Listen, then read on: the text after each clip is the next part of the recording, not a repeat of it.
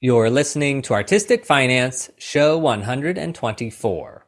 On today's show, I chat with the founder of Theatre.Art.Life, Anna Robb.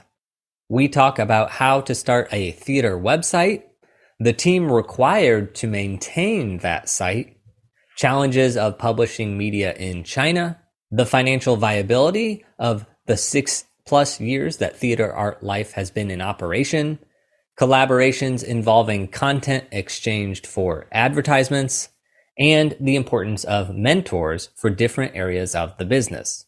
This is the last of our episodes that we recorded at LDI in Las Vegas. We partnered with AYRTON Digital Lighting to record these interviews. We could not have asked for a better partner. If you watch this on YouTube, you can see our Artistic Finance Step and Repeat that was paid for with our Patreon funds. Thank you, patrons, for supporting me and supporting the show and letting us get such an awesome marketing tool. I gotta tell you, we're looking pretty official over here at Artistic Finance. I will admit that this conversation with Anna is something that I've been wanting to do. What Anna has established with Theatre.Art.Life is very impressive, and not the least of which is how she has made it a global theater site. My future plans for Artistic Finance involve it becoming more like Theatre.Art.Life. I use this time to ask questions that will allow Artistic Finance to grow and continue to generate new content that's useful to freelancers in the entertainment industry, but also how it can become a system that's able to sustain itself financially. If you have an idea for a side hustle, or if you're trying to get a passion project up on its feet, this is a great interview to listen to because Anna is somebody who has successfully run a huge project for 6 years while having a full-time job, while having a family, and Theatre.Art.Life is gaining more and more traction each day. Without further ado, let's get to the show.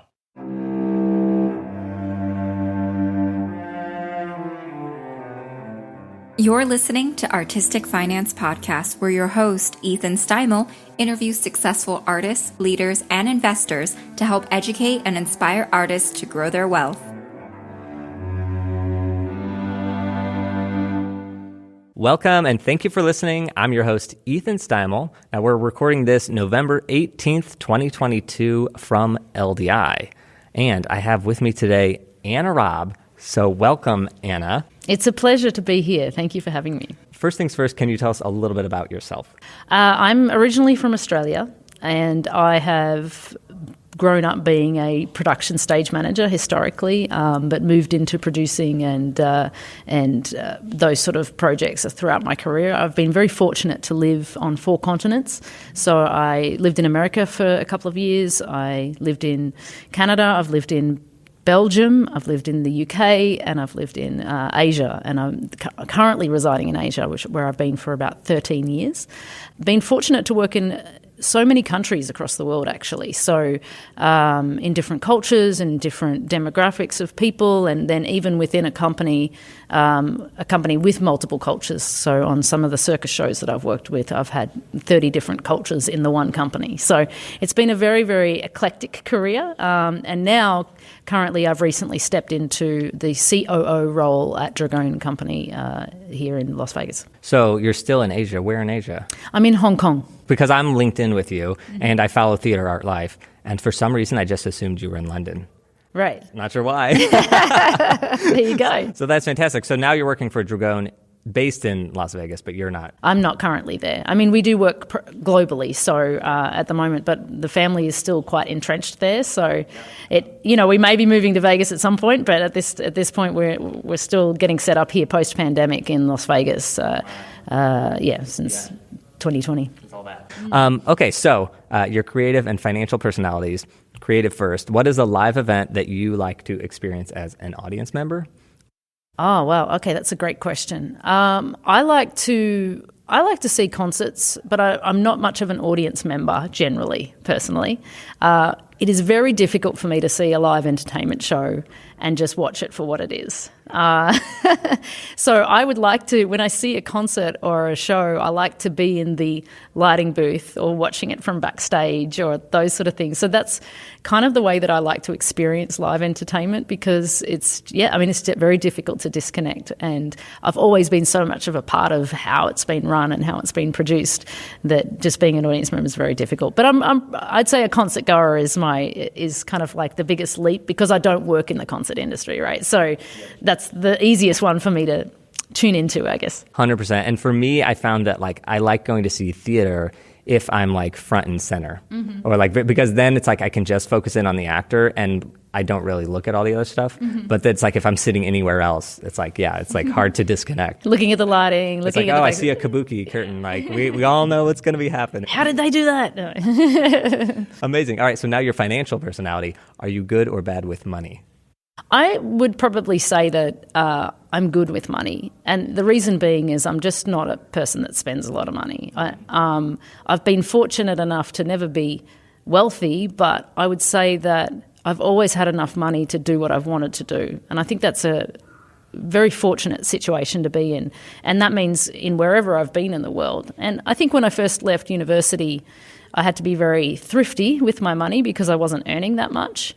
But I've always lived within my means. And, I think something that my parents taught me was to, not go into huge amounts of debt, and that a credit card was the money that you didn't have, right? And so I always had strong discipline in getting debt-free as quickly as possible. And so I'd say, pretty healthy.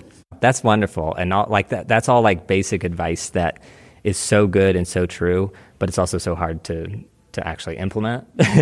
But it's so refreshing. And also, you said you started as stage management. You've been working for Dragon for several years, so that's been a steady paycheck, right?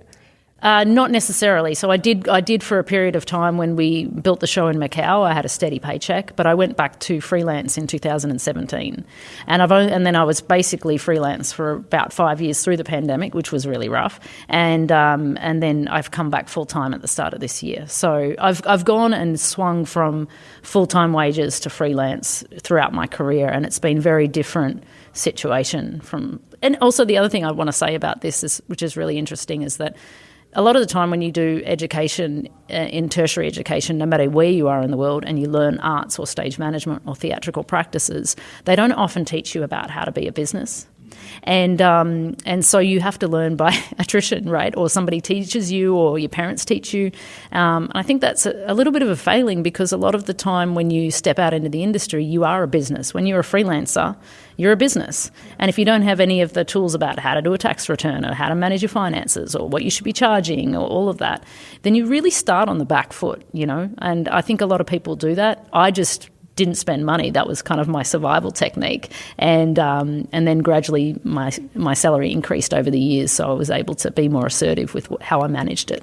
And since you've been freelancing, do you treat yourself as a business, or because you've gone back between steady and not, or have you just been very good with budgeting and handled it sort of that way? I would say I treat myself as a business, yeah. I really, you have to be quite, the problem with being freelance, you always have this scarcity mindset, right? So you're always trying to take all the jobs you can to have as much income. And I have 2 children as well. I think it was a little bit easier being freelance the second time around because my husband had a full-time job. It didn't mean that he could cover all of our expenses. It just meant that there was a little bit of a somewhat consistent salary coming into the family, and I had to supplement that with my freelance work and make sure that we covered the costs that we had. Yeah, well, that's a global thing, is that children are expensive. It's totally true. My goodness. It doesn't matter if you have a double income house or even a triple income house, which doesn't exist, but even if you did, like the children are still going to be expensive. Absolutely, right. Okay, so your creative career is impressive and amazing, and I'd love to talk about it. However, there's other podcasts that are focused on that. I actually am fascinated by Theatre.Art.Life that you created, and so that's actually what I want to focus on here. And selfishly, the reason I want to focus on it is Theatre.Art.Life started at the same time Artistic Finance started. Right. And I'm like a one-person operation. I do everything. In fact, you had to wait for 10 minutes as we got these microphones set up. I was talking with Josh, like, I don't know what the input is. I love it. So first off, I follow it. I listen to the podcast. I do all of it. I think it's a great resource. And I'm actually like a contributor. I've written a couple blog posts for Theatre.Art.Life. And I love that it's global because mine is very US-based, and the people I talk to tend to be, well, you're an exception, but US-based people.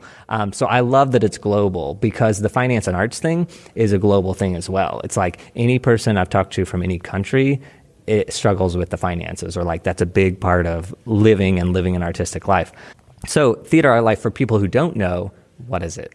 Well, Theatre.Art.Life is what I claim it to be, is like a global site for entertainment professionals. And the inception of the idea was I have worked all around the world, and I found such a commonality of people who work in the arts in terms of their ethos and their dedication and their passion for the job.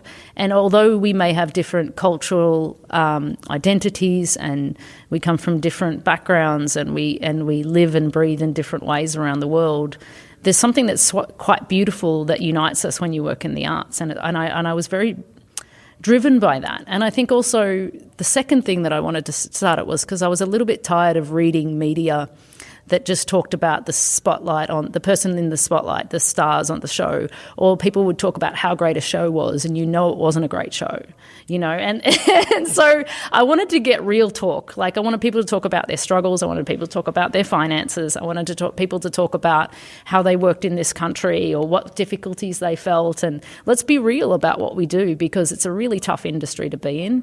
And I wanted some more realness about it. So that was the inception.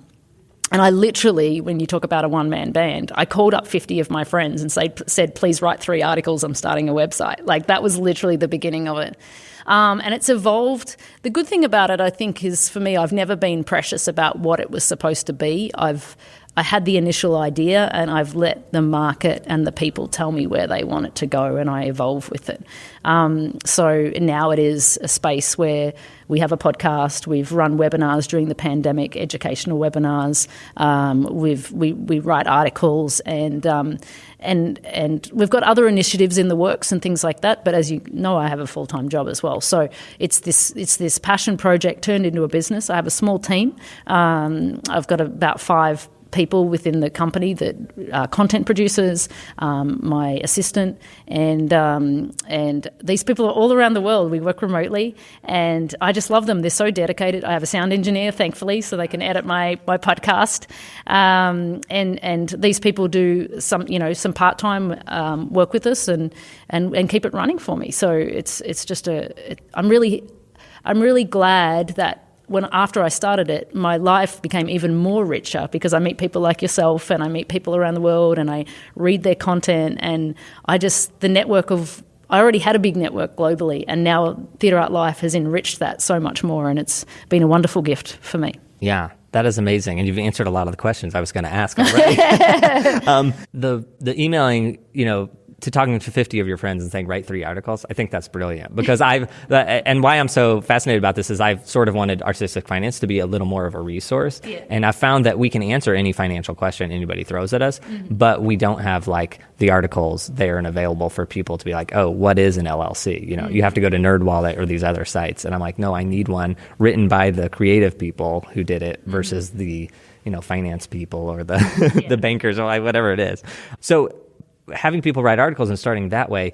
Also, you have a co-founder. Mm-hmm. So how did that work? Because that's like, you have double the people already. Yeah. So like, how did it go from one person to 2 people, and then how have you worked that out? That didn't work out. So, and that's a great lesson for both of us. We're good friends, but and the person that I co-founded the company with had much more of a marketing background and was a great person, because I'm like, I knew nothing about websites, I knew nothing about marketing, I knew nothing about advertising. I mean, I started from nothing. Now what I know about the back end of a WordPress site, it's been amazing. I'm hard work, but it's amazing. And so we were in China together, and so we decided to start the business, and she was super helpful in the evolution of how to set up our brand and how to sort of put it out there and all of that sort of stuff. After about a year, our life circumstances changed and she moved back to the States, and she had less time to dedicate to the project. And sometimes with co-founders, when you're 50-50 in a business and suddenly you're putting in 80% of the work and the other person's putting in 20, it doesn't make any sense anymore.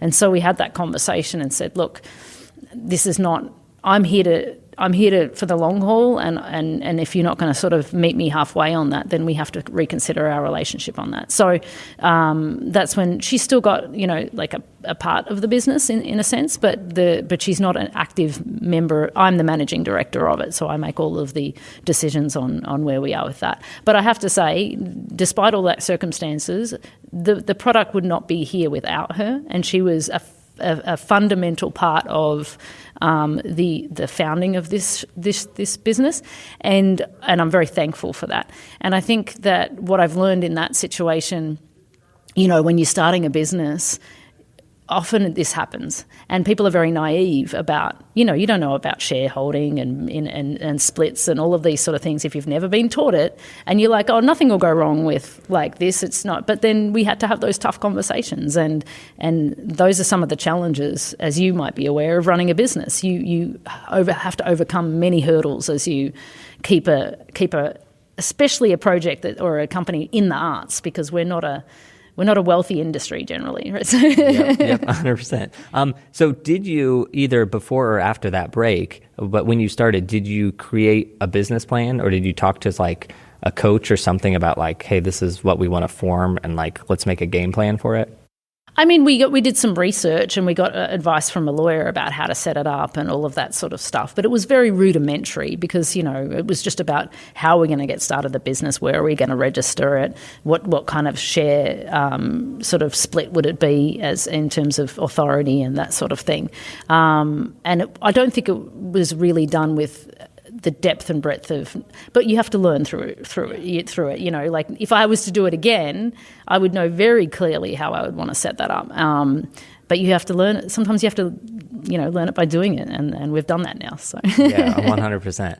Also, I find it interesting because I sort of always tell people that like start with the work and doing it and starting, and then figure out the business plan afterwards. Like if it's going in the right direction, then be like, oh, okay, I have to get serious about this. But it sounds like you're very organized and you did the business plan, or at least the idea first, and then started working on it. Is that true? Yeah, I mean, I'm a very methodical person, and I like to know I had to put a significant amount of investment to get the website and the design done, and most of that was my investment. So if I'm going to put my money where my mouth is, I want to know like that it's serious and that it's going to work out to a certain extent. Of course, when you start a business, you have to be willing to take a loss, and that's the risk you take, right? Like, I didn't know if this would be sustainable over a long term. I was doing it on a whim. But creatively, because I'd been on a show for 5 or 6 years, I had felt that my growth and passion within the show that I was working on was waning, and I needed to put my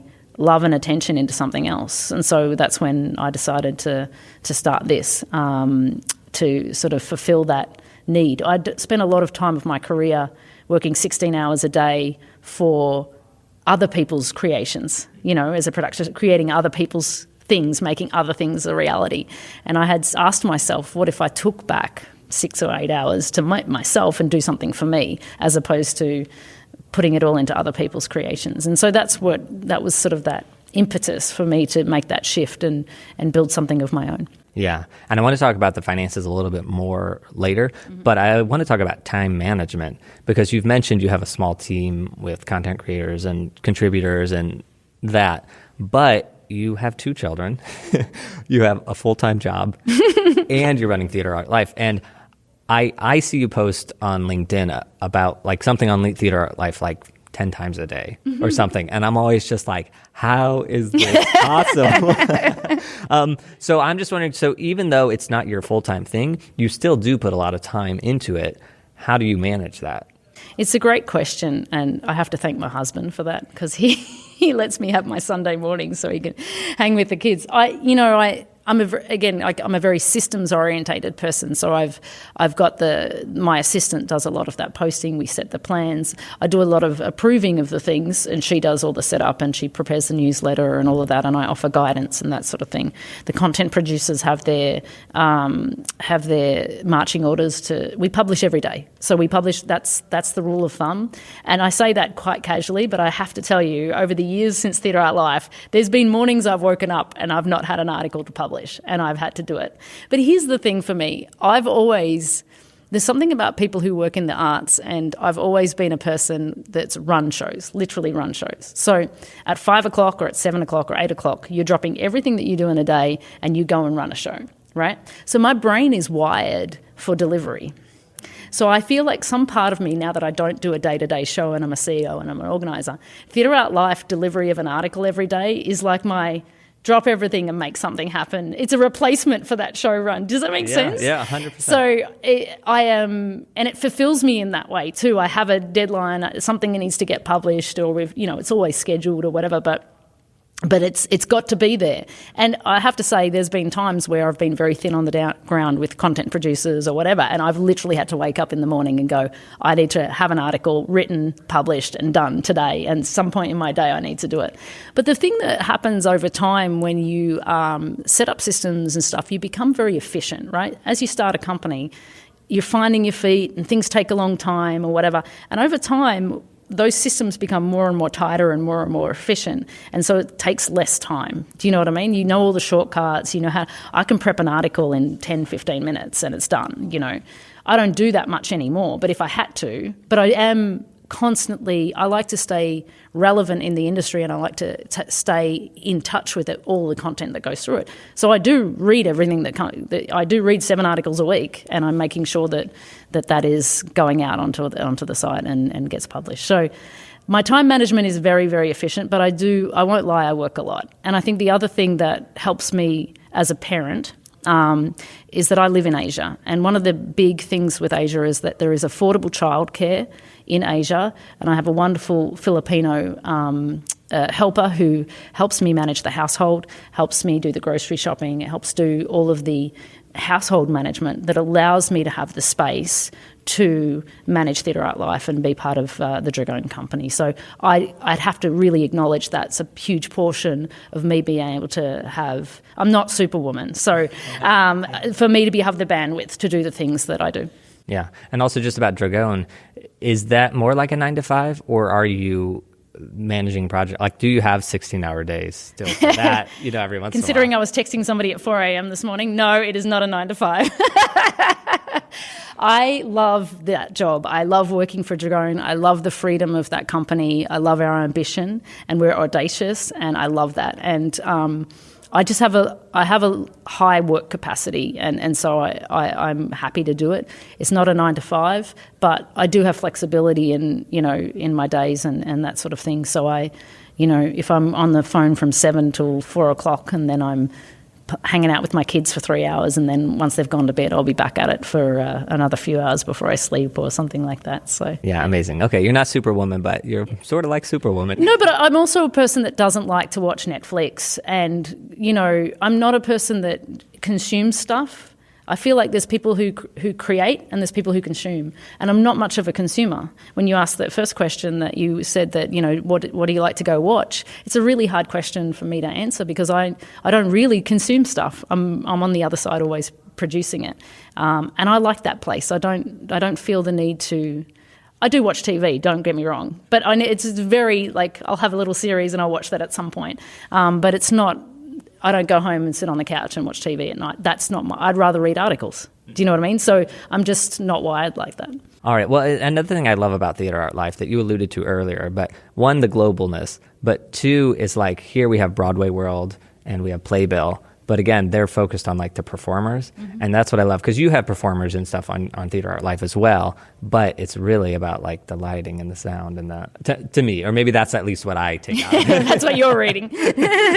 But it's just but it's like any, if I any designer there's an article or they're involved somehow. Yeah. Anybody in the industry that I know about, I can look them up and they're probably connected to Theatre.Art.Life somehow, some way. Yeah. Which is amazing, huh? Yeah. I mean, it's absolutely amazing. And actually that's how I found out about it was you were on Cory Pattak's podcast. Correct. Yeah. And I mean, that was a couple of years ago now, but I was like, oh, what's this? And I was like, oh, I see. Okay. Yeah. Taking a break from our wonderful interview to mention our Patreon page. You, the patron, will get access to the archive of previous outtakes and bonus content. You'll also receive early access to episodes, including next week's with health coach Claudia Hodgson. She specializes in fitness routines for backstage and offstage theater workers, aka people who work long hours. It's an eye-opening conversation and full of good reminders, things that we know, but also a lot of things I didn't know. Now, in addition to that early release, patrons are supporting me in the work that we're doing here at Artistic Finance. For nearly 3 years, we have been publishing conversations between artists in an attempt to break down that wall between art and finance. We've established ourselves as a resource for freelancers and artists to get any financial question answered. And thanks to the support of our patrons, we're also able to donate monthly to 30 artists and arts organizations. I would love to have your support in all this. And so if you're feeling up for it, you can sign up at patreon.com/artisticfinance. Thank you in advance. And now back to the show. Now I want to talk more about the finance a little bit. It is a business. Is your plan to have it profitable? Like, is it profitable? No. Will it be profitable? We cover costs, and the team that works on the business get paid. I have not yet taken my own paycheck, but it's been great to be able to, even through the pandemic, continue to support people by being able to pay them. But having said that, it's always been my goal to make it a profitable business, and I have been collaborating with. I've started to work with a lot of mentors. I have some people that help me with sort of the social media marketing aspect of it. I've got somebody who helps me ideate on business models, and recently I've been collaborating with Battle Royal in Berlin, which is a company that I've also worked for, and they did a lot of wonderful initiatives over the pandemic into the digital realm, and they're very innovative company, and so we've been ideating on some ways to potentially expand TheatreArtLife in some capacity. And so it's just wonderful that the network that I have is very supportive, and I'm not willing to give it up on the fact that it isn't making money. It pays for itself, but it doesn't make me money. I don't necessarily, what's the word? I'm not there I didn't make it to make money, but I would like to be easier, comfortable. So I'd like more cash flow in so I can do the initiatives and expand the way I want to. And I'd like to be able to hire like a managing director, because I have my own job and that sort of thing, who could literally manage that and initiate all of those initiatives that I have. That would be my goal. And I just need to find the way and the roadmap for that to happen. And that when I said I'm happy to see how it evolves, there's so many facets of the business that could take off and be more revenue generating. And we test these things out, and something, we had a great time during the pandemic in terms of I ran a lot of free webinars, but we ran a few paid webinars, and that brought in some decent cash. And now we're working on a bit more sponsorship. We just got Clearcom to sponsor our podcast this year, and so I'm really thankful for their support. And it's time and effort, and that's I think there's that curve of, if you can get over the mountain and you've got enough going on, then it starts to snowball. But we haven't got there yet. Yeah. But I feel like it's wonderful that you're covering costs right now, because I feel like that's a very good step to be at. Yeah. better than the not covering costs. And also, you said you had to put in investment to start with, and of course, don't say anything you don't want to say. But I know, like for this podcast, it's very small scale. But I've put more than $10,000 into this show, and to get started, you could start a podcast for virtually zero, just technology cost. But startup for me was like $2,000. So I understand that just for something as small as Artistic Finance requires a lot of money. So I'm curious, when you started, yours was a much bigger endeavor than mine. How much money did you put into it to start?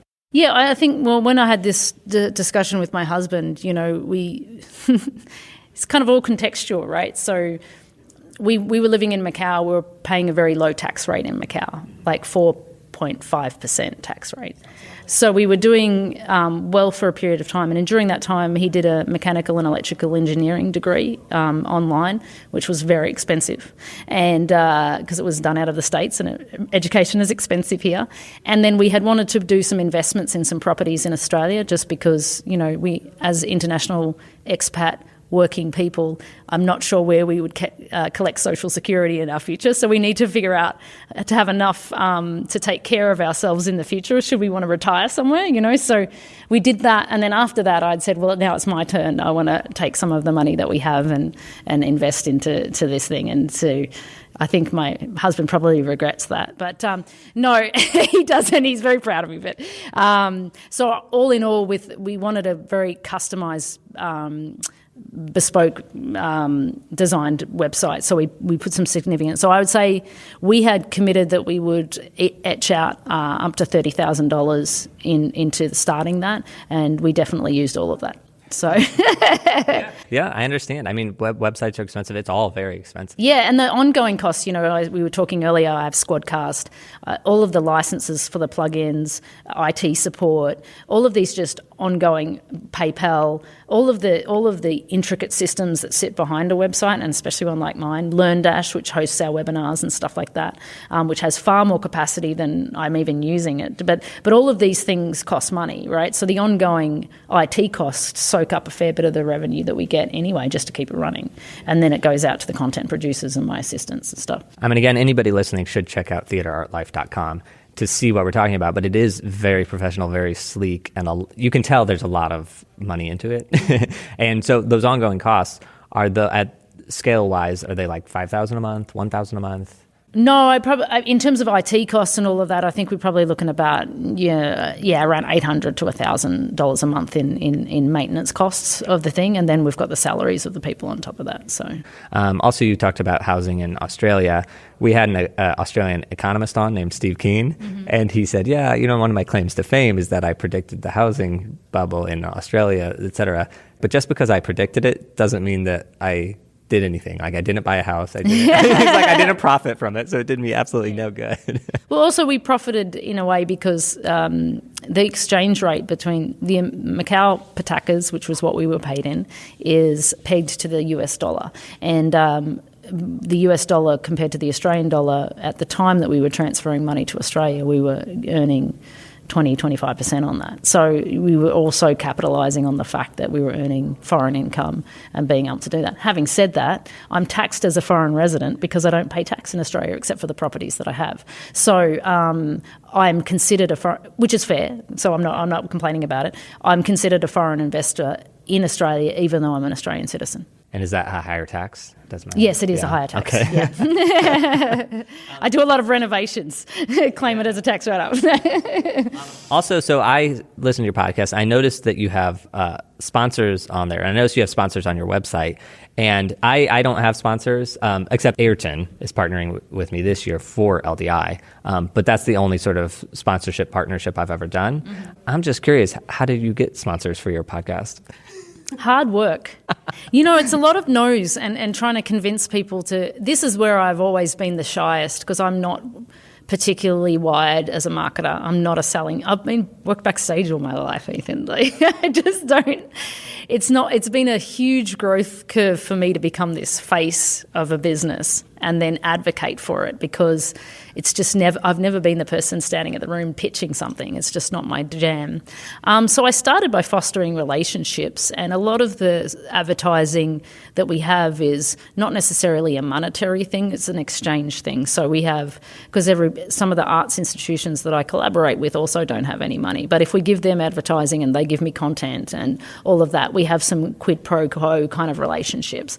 Then when it comes to sponsorship, I was like, look, with running the podcast, there are some external costs that is starting to cut into we don't have the money. We're not getting the revenue to run this podcast. So that's when I was like, well, we're posting all the time about our podcast. We can tag that company. They can have an advertisement in the middle of that podcast, and they can have it. So let me go out to bat and try and get that. Now, fortunately, Harlequin Floors was the first one that joined us, and they came on the ride for the first year, and I'm super appreciative of that. And now we've got ClearClom, and so, but it is a lot of reaching out. And these companies, we're affiliated through our own work. We're affiliated through I co-produced the EPIC conference at the start of the year with the Broadway Stage Management Symposium, and there's a lot of sponsorship we raised there, so I learned from other people who know how to do that better than me. But there's nothing easy about raising sponsorship, right? Because you've got to convince people that it's worth it, and there's still not a lot of money to splash around when it comes to it. Exactly. Yeah. It's the hard work that, because for me, it's like I actually, we're providing valuable content and we're doing a good thing and people support us, but I am working those 16-hour days and doing this in between that not 16 hours that I'm not doing that. Yeah. And it's like, seeking it out. Like, because I do have the relationships, but it's like I have to pitch it. Like, I have to market myself. And it's like, I'm just too darn exhausted. I'm not ready. But when the motivation is, oh my God, we're losing a lot of money if we don't, and I don't want to let people down. Once I've decided to start the podcast, I enjoy the podcast. Sometimes I'm super tired when I get on a podcast with somebody, but at the end of it, I'm always pumped because I just meet so many interesting people, as you would experience. And it really is such an invigorating thing. So when motivated by it, the need for cash to keep it going, I went to bat for it. So yeah. Also, just on your website, this is a logistical thing, but I see like ads on there. Are those ads managed, or like you're saying you exchange between companies?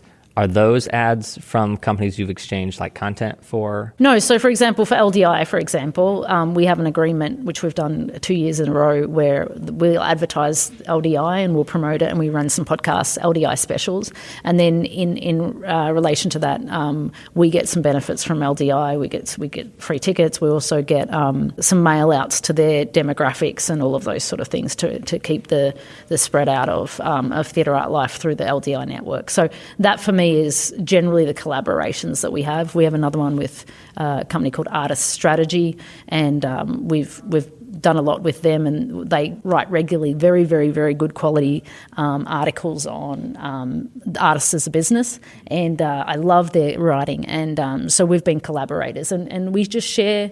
My ethos of the business is collaborate, not compete. And so, even with you, we both have podcasts, but I'd rather collaborate. What you talk about is different than what I talk about, and I want people, Theatre.Art.Life, to be the funnel to discover people like you and discover all of these networks and communities that sit together. And so that's where we do that kind of exchange. Yeah, I actually love that you mentioned that, the not competing but collaborating, because there's no competition for me whatsoever. You know what I mean? It's like I can make it, and I sometimes joke that like the Light Talk podcast, I'm always like, I'm taking them down. Or Cory Pattak, I'll joke, I'll be like, did I get more downloads? Did you but it's all in fun, because like there's so much of a need for this, because it's like we're all people. Like this conference, I actually don't know how many people go to LDI, but let's just say 4,000. Maybe it's more, but 4,000 is not a lot of people. You know what I mean? And it's like everybody in the United States, or everybody in North America, like knows about LDI and knows what it is and comes here because there is no other place to go. Exactly. Yeah. So it's like we are, even though you're a global community, it's still such a small niche thing that, there is no competition. Yeah. And I don't think there's just no room for it, right? Because we're going to see each other, we're going to run into each other. And if anything, we can, lift each other up in our endeavors. And I'm only too happy to see other people take a stab at it and then collaborate with me as well, and grow that big community. I think my only failing is it's still a very largely English-based site, and so when I say global, we are, but it's hard work to get into China. It's hard work to get into this language thing. I've had a number of conversations because I'm in the region about developing, and it's still not off the cards, but pandemic shifted it a little bit, but we've had conversations about making a Chinese version of it, and having a company across the border own and translate all of that content over to there, because I do have ambition for it not to be exclusively English based, right? And I'd really like to crack ceiling at some point when I've got the funds to do so. Okay, I love that. So our show, actually, I don't strive as hard as you to be global, but we have an episode in Spanish. We have an episode in Tagalog. We have an episode in Russian, nice. Portuguese, and they're just a lot of work for me, so I don't do them very often because I have to find a guest host or I have to sort of butcher through the language myself. It is a lot of work, yeah. But I do it because I find it valuable. And actually, you're reminding me that I need to do more. It's been several months since we've done one. But yeah, because again, it's the finance and the picture and theater and art and life. It's a global experience. And also China. So when I first started, I have some contacts in China and they wanted to listen. And my workaround for the podcast was there's a app called Himalaya, and I think that works in China. But actually, what they ended up doing was watching on YouTube. Right. They were able to do that. And then they watch the subtitles. Yeah, I guess so. They speak English, though. So. Oh, they speak English. Oh, okay.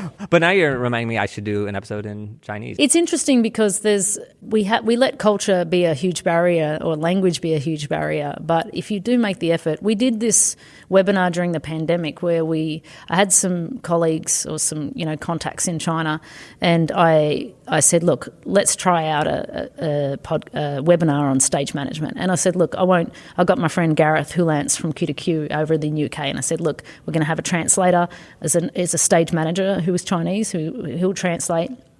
And then you and I will talk about stage management. We went out into WeChat. I went out and I think we organised this webinar in like 10 days. It was super quick. And I was like, I'll be happy if like 10 people show up, And we gave it over to our contacts in China and they put it out on some networks and 120 people showed up. And it was a great conversation. And sometimes, because I've taught in Hong Kong and whatever, and sometimes from a cultural perspective, they're not very outspoken or they're not going to put their hand up and answer a lot of questions like Westerners do. They just absorb and listen. And it was the opposite in this webinar. And I was really shocked. And I thought it was like it's totally a language thing because they weren't shy to ask questions in Chinese and then him translate to us. And then it was a long webinar because it was going through translations. But I just felt very...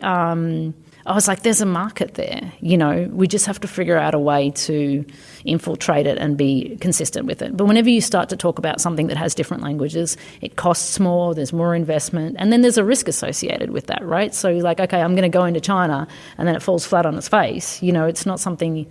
You want to be strategic and smart and make sure that it is going to work. So I've been testing the waters over the years that we've had TheatreArtLife. Nothing's landed that I've went, that's the opportunity that's going to work. But I hope that it does at some point soon. Yeah. Well, I'd love to collaborate with you on just maybe not your entire infiltration, but an episode or two, because how I manage it is I do an episode in English and then I'll pair it with an episode in the other language. Nice. And I'll either try to, if that person speaks English as well, I'll have them on the English episode, and if not, I'll make some sort of tie to be like, okay, if whatever language you speak, you can either enjoy one, the other, or both. Yeah. No, that's awesome. What has been, let's say, your biggest challenge for TheatreArtLife? Like, if you were going to start it again, what would you tell yourself? Like, this part is going to be hard, so just make sure you're prepared for that. I would say it's going to be 50 times the work you think it's going to be. It really has been so much work, so rewarding. But I think if I had have known how much work it would have taken and consumed my life, I would have maybe second-guessed it. But I'm so glad I didn't. And then I think the challenges that I have is just... because it's so constant for me still with me raising kids and other jobs, there's been moments in my life where I'm like, I don't have time for this, And so I'm a very highly motivated person, but I have to say there's been times where I've lost motivation. There's been times in the pandemic where I was like... Actually, the pandemic was a high point for TheatreArtLife because I didn't have a lot of work, so I could put my time and effort and I was connecting with people around the world. So that was good. But then post-pandemic, and I was getting back to work, and there was still that influx of people wanting to connect through TheatreArtLife, and I didn't have the bandwidth. And so that's been the hardest thing, is riding the motivation of that. And I think that's for anybody who runs a business or an entrepreneur in that sense, is just like, at what point will this become too much for me? And I've never had that point where I want to quit on it, for sure. But will I? In another 5 years, and I'm still not anywhere further than I am now, is that going to be something that I still want to pursue? I don't know. Okay, well, reversing that, what's sort of been your highlight or your biggest payoff where you're like, I'm so glad I started this, that I started it, and this is something that maybe keeps happening and reminding you like, oh yeah, this is why Theatre.Art.Life is there. I think at this point in my life, with my job with Dragon and with TheatreArtLife, I just have this amazing, beautiful network of people, and it's fed my work. You know, the costume designer on the show that we're currently doing for Dragon, I found when I interviewed him on my podcast, you know, and so it gives me access and a plug-in to the industry that I can bring into talented people into the company that I work for. And the great thing about Dragon is they don't have any issue with that being a side part of my existence and who I am. And if it makes sense, it's a very hard line to draw, because obviously we don't want the TheatreArtLife brand to be associated with Dragon, because then that might discourage other like companies like Dragon to not want to be associated with us. So it's a very clear line of like TheatreArtLife is its own business. But that doesn't stop me having talented people that I could, from my own personal experience, who I've connected through TheatreArtLife, to bring it into the shows if I'm seeing and accessing talent through that, you know. I mean, I think community is like the thing that everybody wants now, and I think with what you've done, so like if anyone's listening and they say, oh, I want to start a podcast, or I want to start a group that gets together or something, I feel like you have a really great example of TheatreArtLife. It's global. You've done amazing work. You have this behemoth of resources. I mean, an article a day for 3 years is... It's actually, no, we started in 2017. So oh my gosh, 5 years. 5 years. How, yeah. Yeah. So an article a day for 5 years is just this crazy amount. And so like you have created a community, like you're for you, it's a network, but for everyone else, you know, there's this common thread of TheatreArtLife that people can meet. And I think that's like the key to anybody wanting to create something like this is the community. It's like, how do you create the community? And something you keep repeating is being consistent. That's it. I mean, that's the only way it's survived is by sheer grit of keeping consistent with the output, you know, and that's at times been really tough. Sometimes it's been super easy. I've had a lot of content. I can publish sometime during the pandemic, I could publish 2 or 3 articles a day. And when we have it, we do it. We put it out, right? So, but yeah, no, it's totally true. Also, the 80-20 rule. So that says like 80% of your work is going to give you 20% of your results, and 20% of your work is probably going to give you 80% of the results. And so how that works with artistic finance is I put 80% of my work into the podcast, and that gives me like 20% of my feedback, 20% of my patrons. Then we started a newsletter recently, and that's about 20% of our work. And yet the response has been like fantastic. We get more interaction with that. We get more patrons because of that. So for TheatreArtLife, or for somebody that's going to maybe wants to start a project of their own, that they're like, there's a need for this and I want to do it, and I'm going to be the next Robb and create TheatreArtLife. The 80-20 rule, is there like a 20% area they could focus on that might give them a better bang for their buck?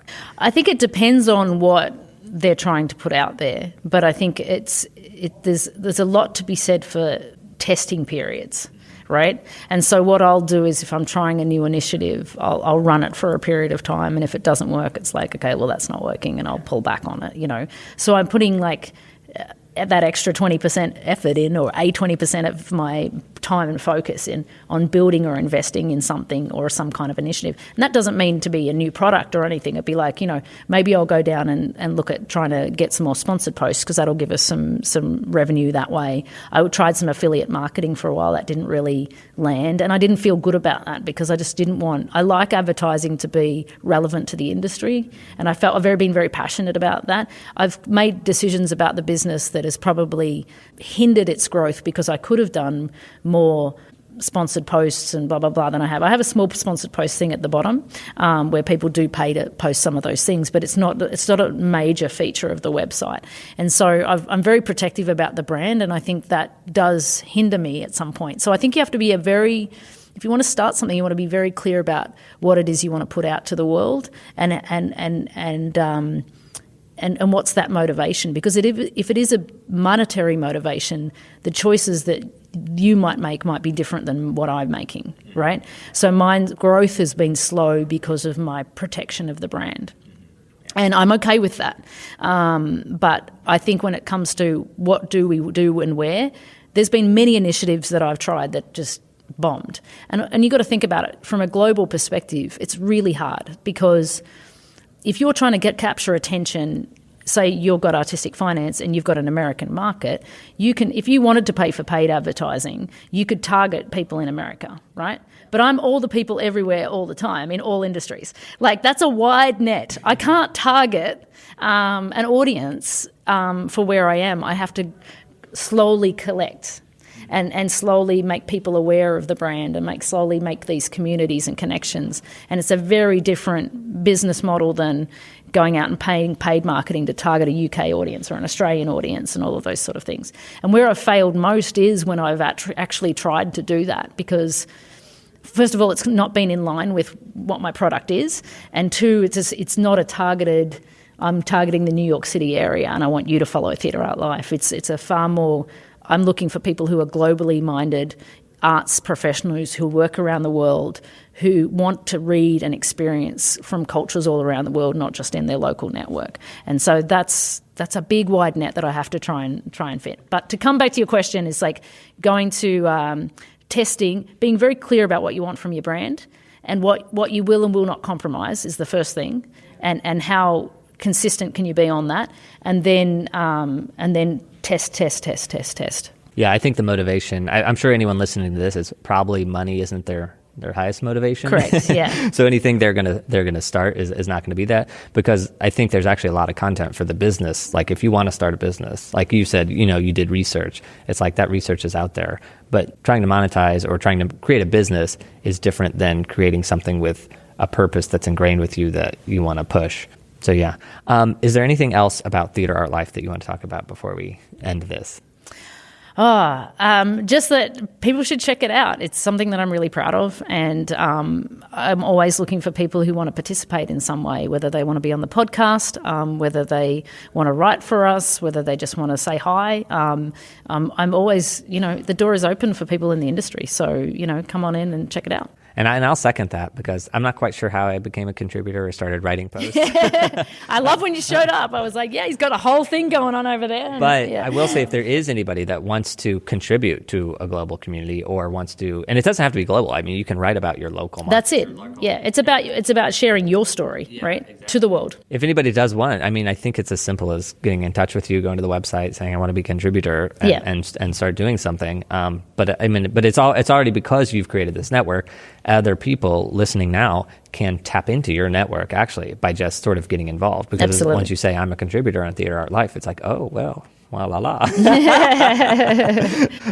Amazing. Okay, and this is just one question I throw in at the end that's just for fun. Is there anything you want to ask me? What's been the most favorite thing about you starting Artistic Finance? What's been your highlight? All right, my highlight is that, like you, I'm not a performer. And I literally practice, like, speaking in public and stuff to do this podcast. And if you go back and you listen to the first one, you're like, ooh, Ethan is uptight. and even so, I make an outline for every single episode. I'm not comfortable being in front of the camera, in front of the mic, et cetera, et cetera. But I found that by doing that, I've gotten more work.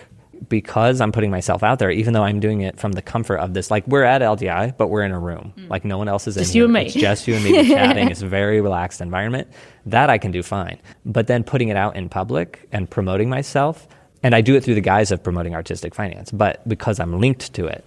So I think that's been, like, my biggest sort of surprise and reward, is the fact that I've gotten work from it. Like, people contact me and say, oh, do you want to do this? And there's been so much work available after pandemic that I have said no to a lot of things, but it's really nice to say no.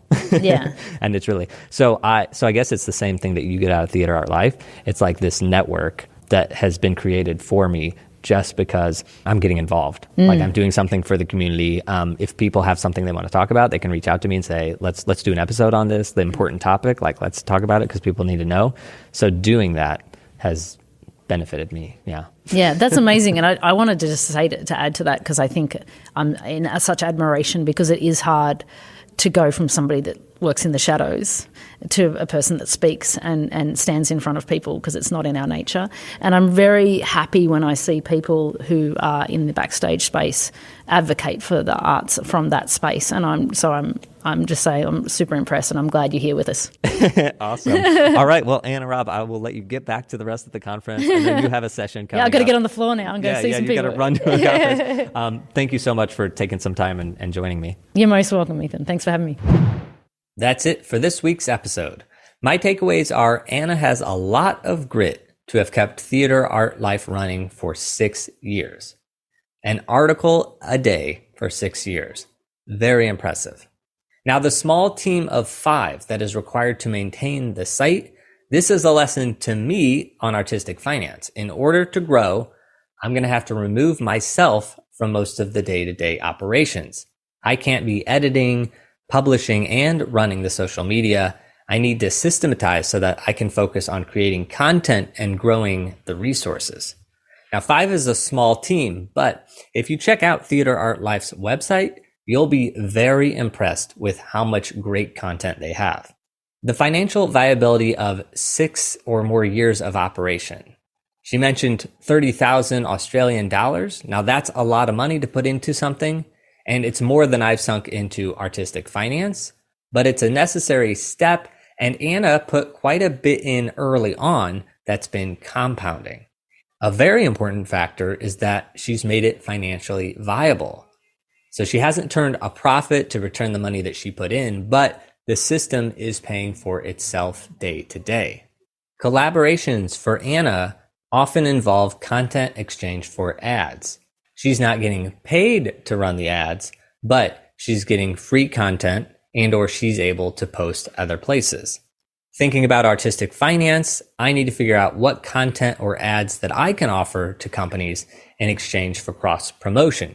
And of course, the goal of cross promotion being that more listeners find their way to artistic finance, and those listeners find our content helpful and they tell others, or maybe they bring us content or become patrons or become sponsors. Now, this circles back to something that Nicole, our producer, talks about all the time, and that is forming a team so that we can focus on growth and value rather than using all of our energy to record the interviews and get them out to the public. Now, that's important because that's the core thing that we do. That's the one reliable thing that we do. But we need to make a way for that to happen weekly while figuring out how to grow the show. Now, that ties into my final takeaway, which is the importance of mentors for different areas of the business. I've gone the road alone for this podcast. We did have one trial with a podcast coach, and that didn't work out. However, there are specialists in every area, and I need to chat with them to help move artistic finance to the next level so that more freelancers can avoid financial mistakes and find the answers to the financial questions that they have. Do you have anything to add to the conversation? Even though I was asking questions for artistic finance, was this useful to you? Please email me at artisticfinancepodcast@gmail.com and let me know what you thought. If you're enjoying the show, please consider becoming a patron. You'll get access to our bonus content for as little as $3 a month, or you can pay annually, which starts at $34 a year. You can sign up at patreon.com/artisticfinance. I would love to have you join our ranks. Now, if you aren't ready to become a patron, that's perfectly wonderful. You can still help me out by subscribing to the show on YouTube or on your podcast app. Even if you don't plan to listen each week, subscribing will put our new episodes into your feed so that you can see the titles that interest you. If you have your phone set to auto download the show each week, that puts us higher in the rankings, even if you aren't actually listening each week. Of course, we want you to listen, but I'm just saying that there are benefits for us if you subscribe. But regardless of whether you're a patron or you're subscribed or you tell somebody about the show, thank you for listening and being here today. Now, one final thank you to AYRTON Digital Lighting for their support in getting us to LDI this year. Thank you to Ellen for inviting Artistic Finance to record an episode at LDI for 2 years in a row and for inviting us back for 2023. And of course, thank you to Anna Robb for taking time out of the conference to chat with us about TheatreArtLife. That's it for today. Until next time, break a leg.